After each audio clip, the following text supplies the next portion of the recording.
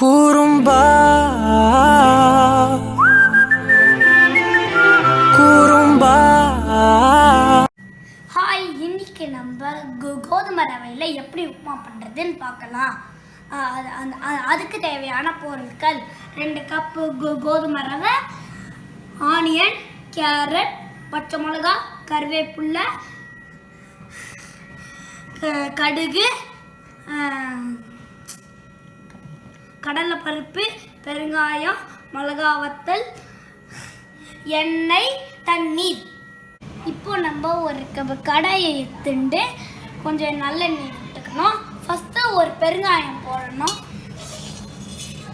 அப்புறமா இதை போடணும்.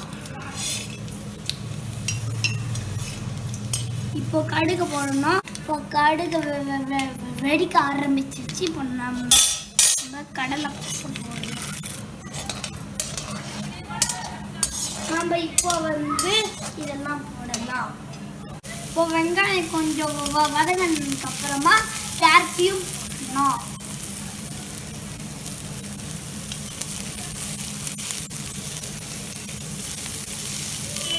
அதை அப்படியே இன்னும் கொஞ்சம் வதக்கணும்.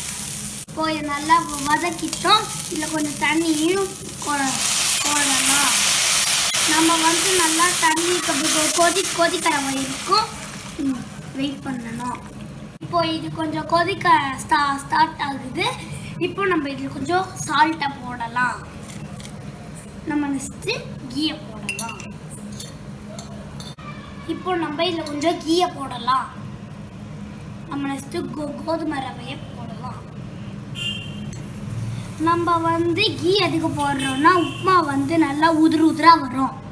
இப்போ தண்ணி கொஞ்சம் வத்திருச்சு. நம்ம ஸ்டவ்வை கொஞ்சம் சிம் பண்ணிவிட்டு இதை மூடி வச்சிடலாம். கோதுமை ரவை உப்புமா ரெடி. இப்போ பாருங்க, நல்லா உதிராக வந்திருக்கு. இதை கோதுமை ரவை உப்புமா ரெடி. இதுக்கு தொட்டுக்க மாகாளி கிழங்கு ஜலம் தொட்டு சாப்பிட்டா ரொம்ப நல்லா இருக்கும்.